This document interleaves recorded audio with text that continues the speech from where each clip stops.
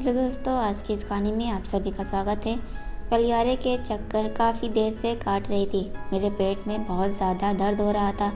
ये दर्द काफ़ी दिन से लगातार हो रहा था, मगर पहले बर्दाश्त के लायक था और अब कुछ समझ नहीं आ रहा था ये क्या हो रहा है।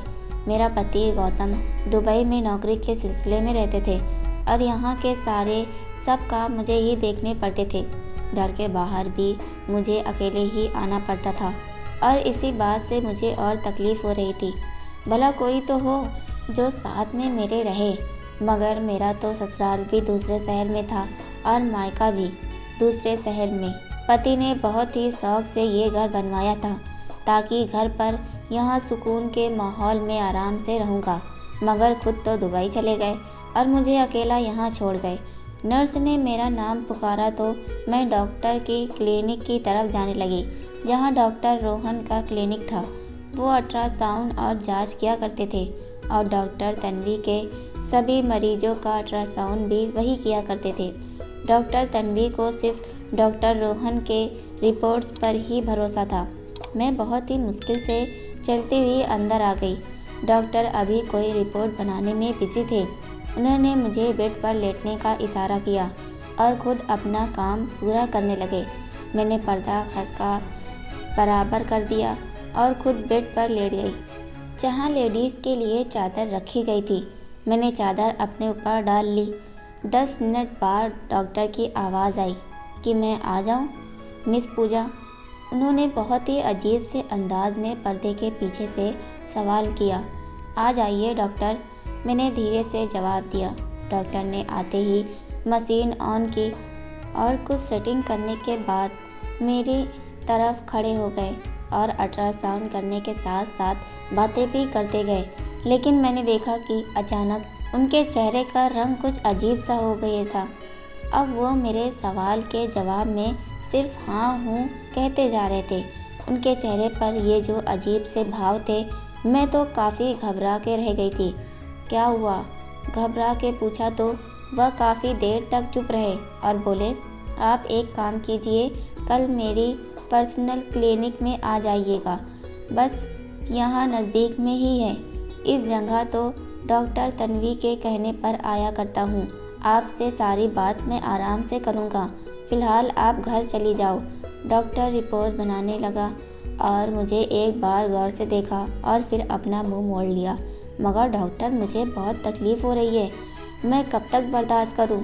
मैंने थोड़ा सा गुस्से में आकर कहा तो वो कहने लगे, मैं डॉक्टर को बता दिया हूँ, वो आपको आज के लिए दवाई दे देंगी, अभी आप जाइए। मैं परेशान होकर बाहर निकली।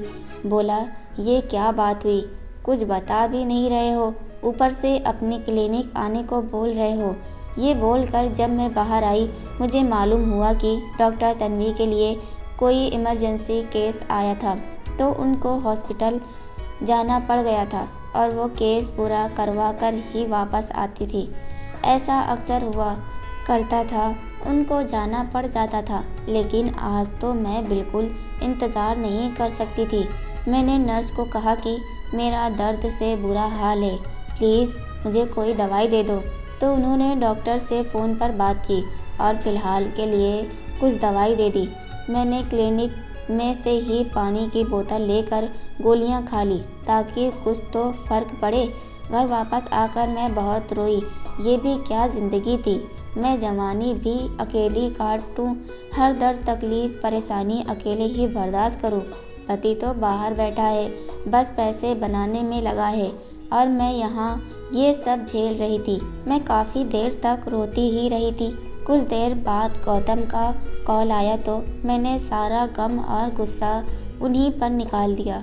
वो काफ़ी देर तक मुझे समझते रहे, मगर मैं कुछ सुनने को तैयार ही न थी। मैंने फ़ोन काट दिया था।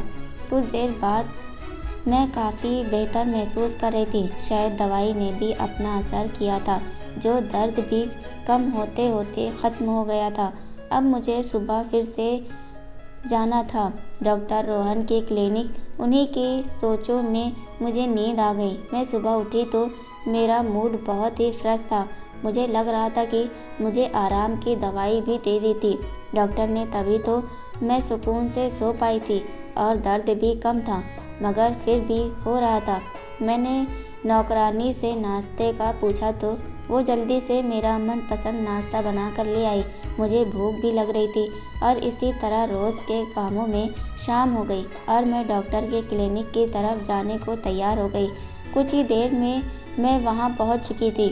डॉक्टर ने मुझे क्लिनिक में बुलाया और बैठने का कहकर दरवाजे को बंद कर दिया। मैं बेचैन हो गई कि उन्होंने दरवाज़ा क्यों बंद किया और वो जल्दी से भागते हुए मेरे पास आए और जो कुछ उन्होंने मुझसे कहा और दिखाया, मेरे तो होश ही उड़ गए थे।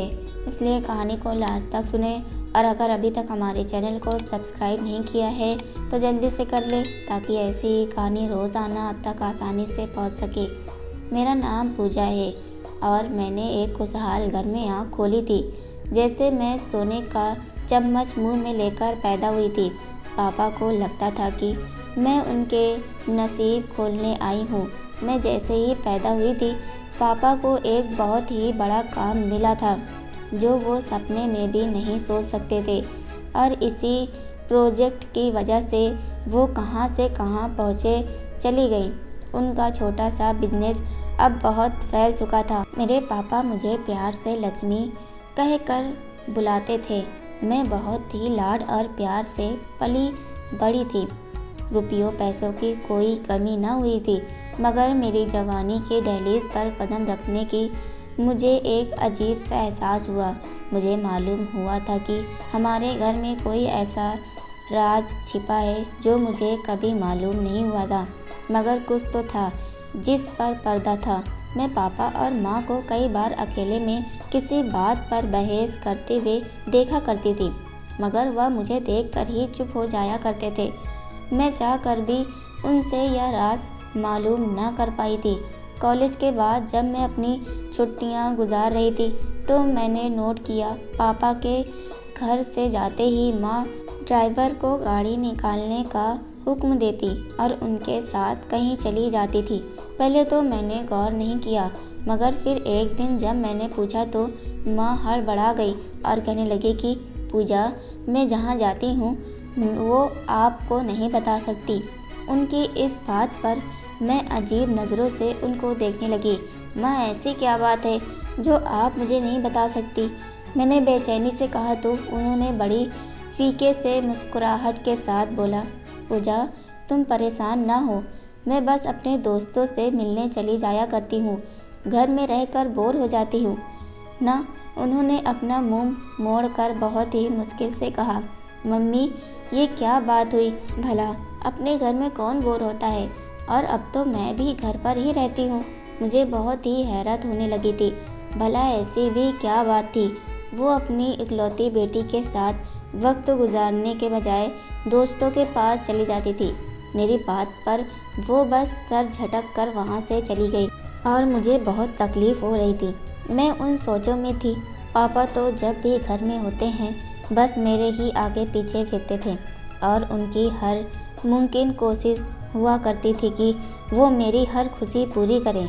वैसे तो माँ भी मुझे बहुत प्यार करती थी मगर आज उनका व्यवहार कुछ अजीब सा था। मैंने जब सोचना शुरू किया तो मुझे महसूस हुआ कि माँ मुझे पापा से लगाव से बात करता देखकर कुछ उदास हो जाया करती थी।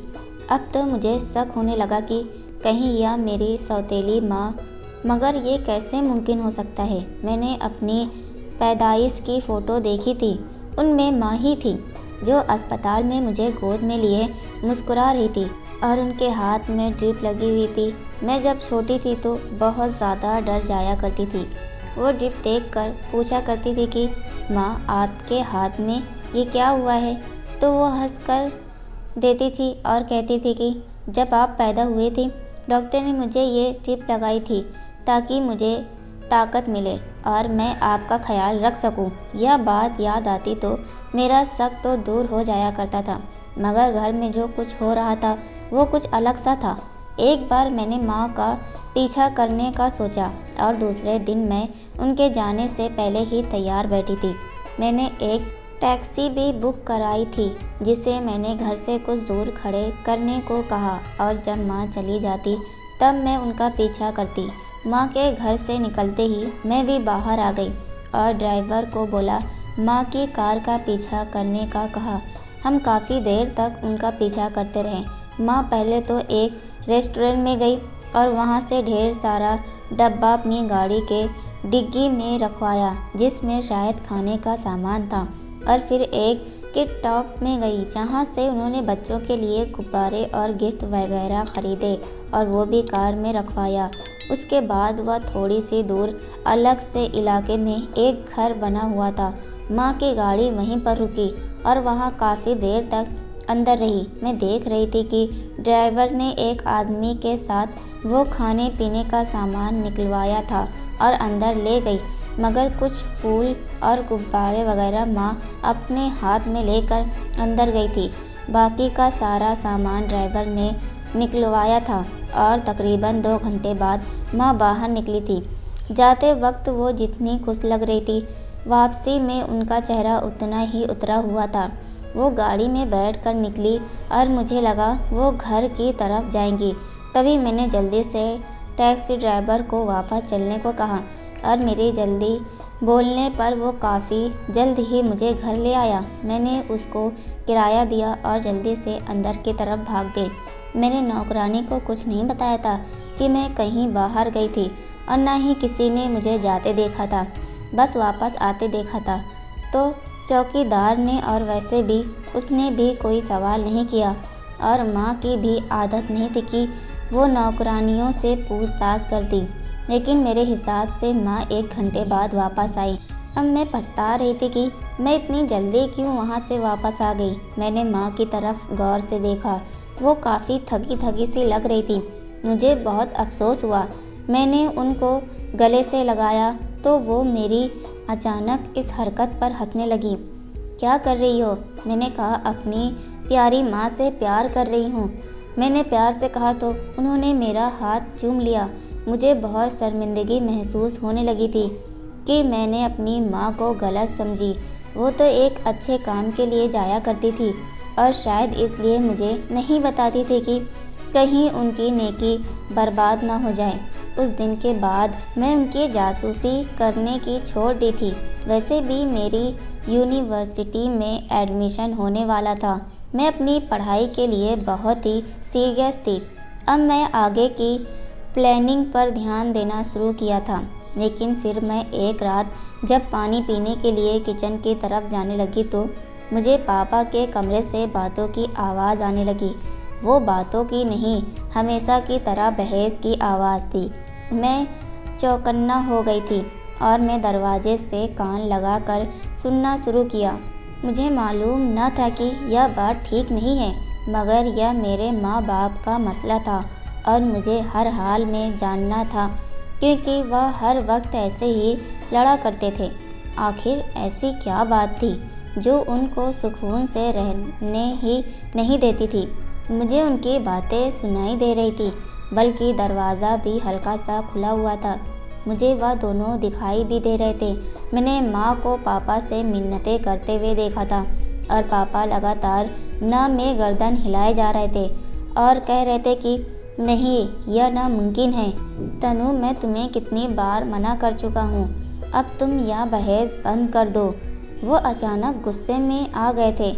माँ रोने लग गई थी। आखिर क्या करते हैं आप ये सब? क्या मेरा कोई हक नहीं है इस घर पर? वो भी चिल्लाने लगी थी।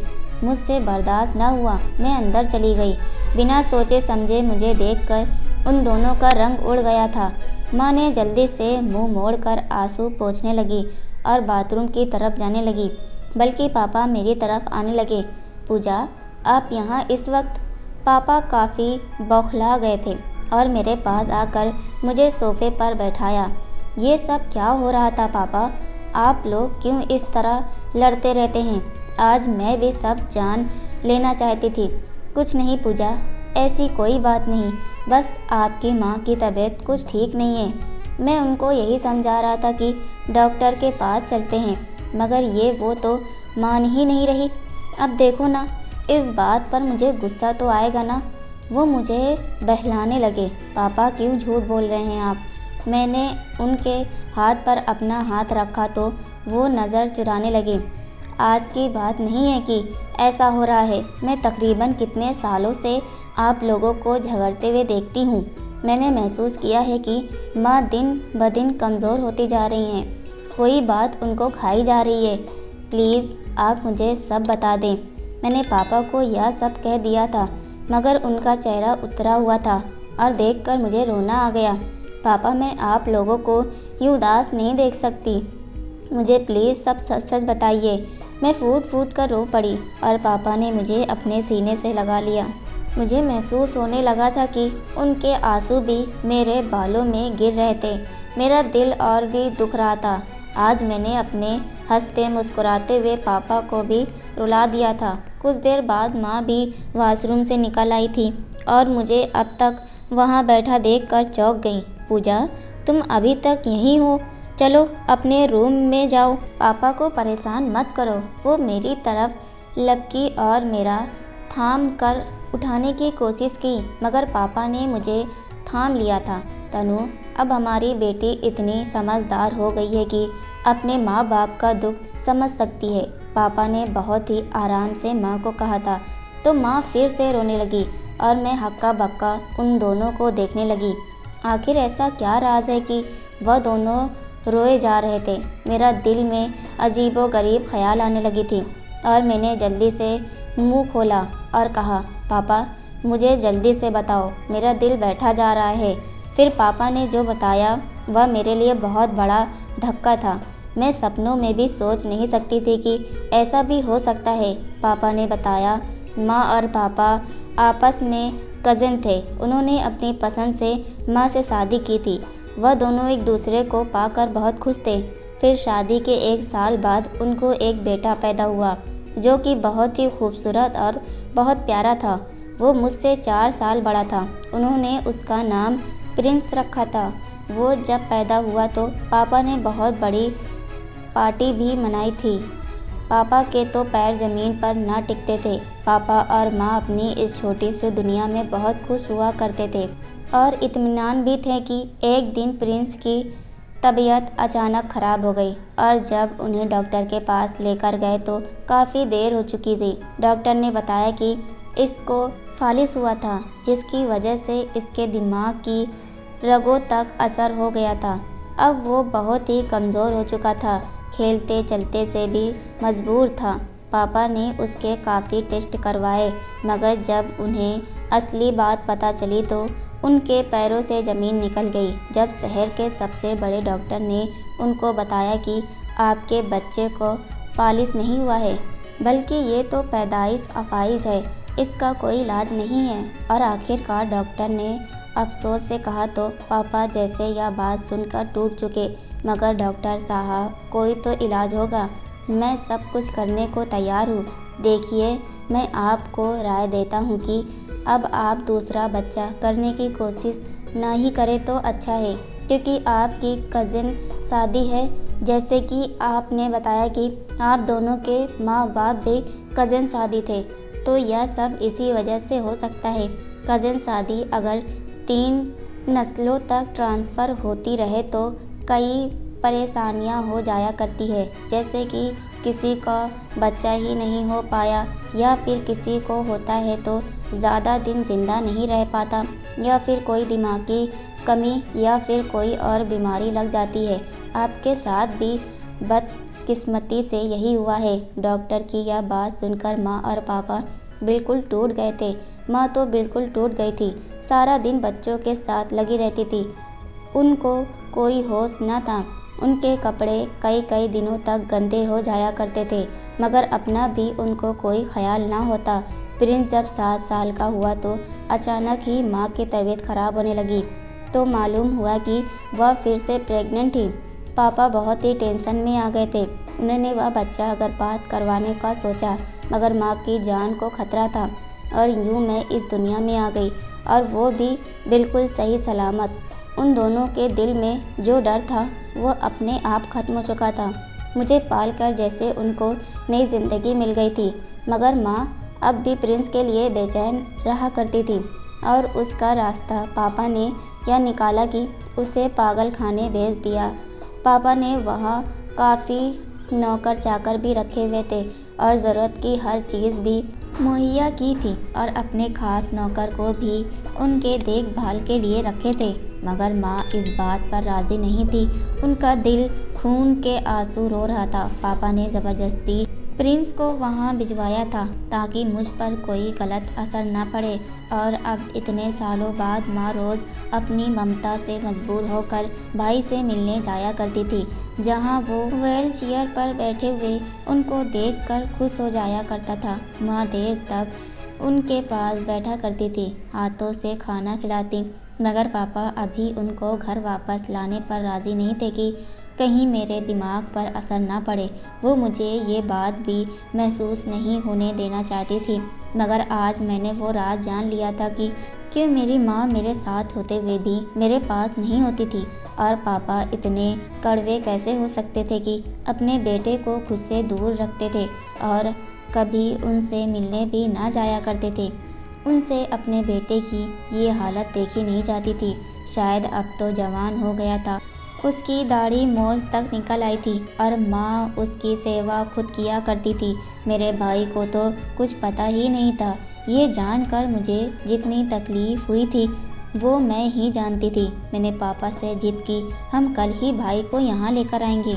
इतना कुछ होते हुए भी वो क्यों किसी के भरोसे जीता रहे। मैं सोच सोच कर रोए जा रही थी और मेरी जिद पर मजबूर होकर दूसरे ही दिन पापा भाई को घर ले आए। मैंने देखा माँ के चेहरे से खुशी झलक रही थी।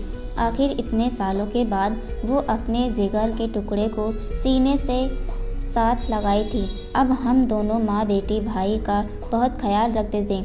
मेरे भाई में भी काफ़ी बदलाव आता जा रहा था। मैंने देखा कि वो पागल नहीं थे, बस उनका दिमाग थोड़ा बचपना जैसा रह गया था। वो खुद को छोटा सा बच्चा समझते थे और वो बातें भी किया करते थे, मगर कभी कभी तो ऐसी बातें करते कि बड़े भी शर्मा जाएं। अब पापा भी खुश थे। मेरी प्रिंस से काफ़ी दोस्ती हो गई थी। रोज़ खाने की अच्छी अच्छी आइटम लेकर आती तो वह खुश होते और इस तरह दिन गुजरते गए और मेरे कज़िन का रिश्ता आया मेरे लिए। मगर पापा ने पहले ही फुर्सत में उनको मना कर दिया और जल्दी मेरी शादी गौतम से करवा दी। मैं उनको पाकर बहुत खुश थी। गौतम हर महीने आया करते थे। अब की बार भी उनको गए हुए 6 महीने हो गए थे और मेरी तबीयत खराब होने लगी थी। मगर आज तो डॉक्टर रोहन ने मुझे बताया था मेरे पैरों तले से ज़मीन निकल गई थी। डॉक्टर का कहना था कि मैं प्रेग्नेंट हूँ, मगर मेरे पेट में जो बच्चा है वो शायद दिमागी तौर पर ठीक नहीं। 5 साल बाद तो मुझे यह खुशखबरी सुनने को मिली थी और साथ में यह भयानक सच भी है। मेरे ईश्वर, यह सब क्या था? मेरा सर चकराने लगा था। बड़ी मुश्किल से डॉक्टर ने मुझे संभाला, लेकिन डॉक्टर साहब मुझे तो पता ही नहीं हो सकता।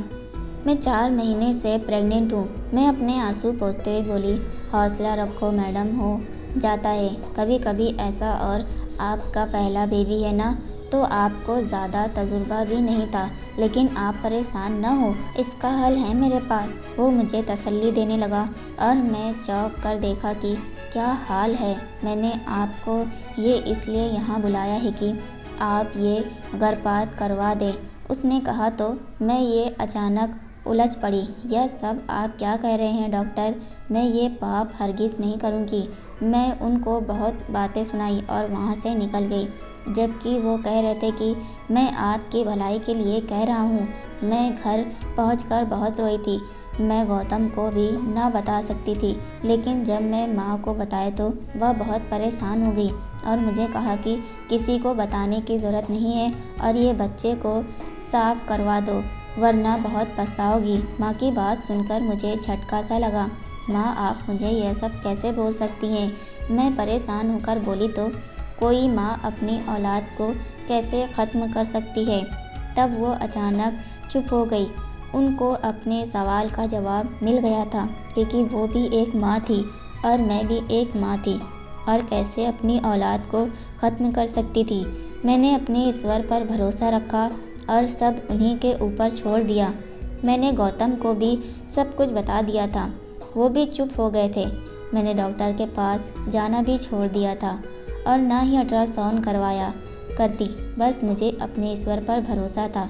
सब लोग मुझे अजीब सी नज़रों से देखा करते थे, लेकिन जब 9 महीने बाद एक सेहतमंद बच्चे को मैंने जन्म दिया तो डॉक्टर भी हैरान रह गए। मेरा यकीन जीत गया था। मेरा बच्चा बिल्कुल ठीक था।